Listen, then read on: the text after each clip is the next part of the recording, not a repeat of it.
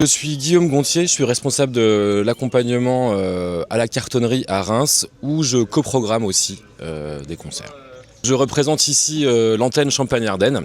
Et cette année, comme une fois tous les 10 ans, nous avons deux artistes, en l'occurrence Thomas Schmal et Parsa Sabé. Je suis Justine Loubette, je travaille à l'Autre Canal, qui est une SMAC basée à Nancy, en Lorraine, et je suis directrice du pôle ressources prospectives innovation. Je m'appelle Benoît Van Cott, je suis co-directeur à l'Espace Django à Strasbourg et je m'occupe également de la programmation. Je suis antenne Alsace pour les Inuits du Printemps de Bourges avec Neko cette année.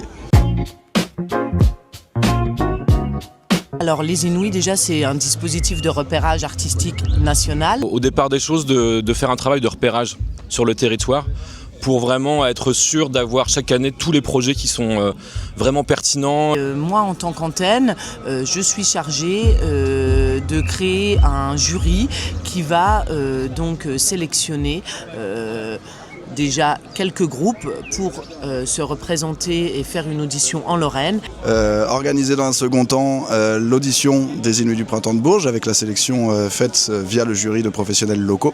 Jauger justement de la qualité de leur live notamment, et puis de leur degré de structuration, de préparation, d'engagement, de sérieux aussi. C'est un très bon test, ces concerts de présélection qu'on fait en région.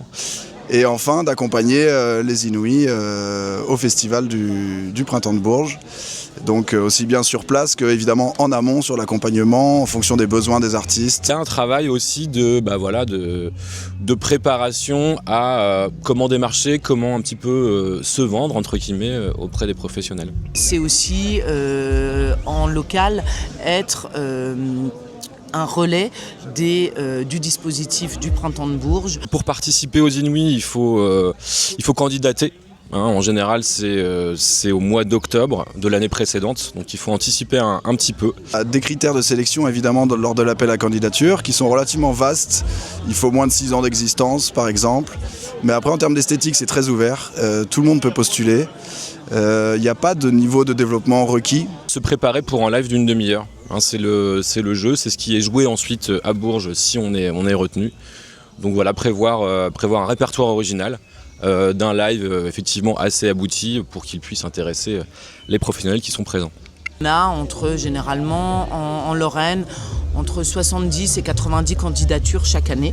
Alors une sélection aux Inuits pour un artiste, ça peut quand même apporter pas mal de choses. Prendre un premier contact à minima avec des professionnels de tous horizons qui vont déjà avoir un peu le nom inscrit dans leur tête. Tous les artistes qui participent aux auditions régionales ont quand même une visibilité sur le territoire alsacien, ce qui n'est déjà pas rien. Ensuite, pour les artistes qui vont jusqu'aux Inuits au Festival du Printemps de Bourges, c'est la même exposition mais à l'échelle nationale.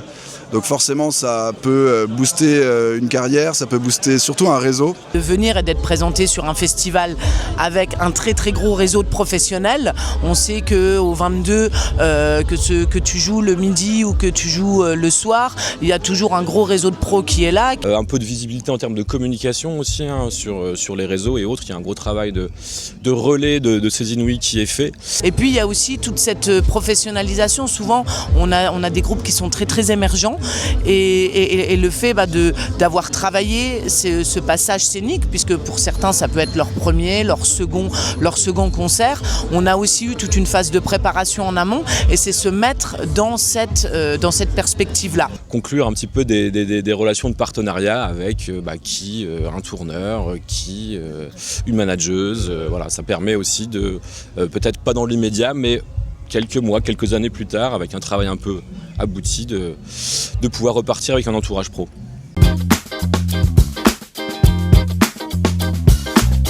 Et maintenant, apéro!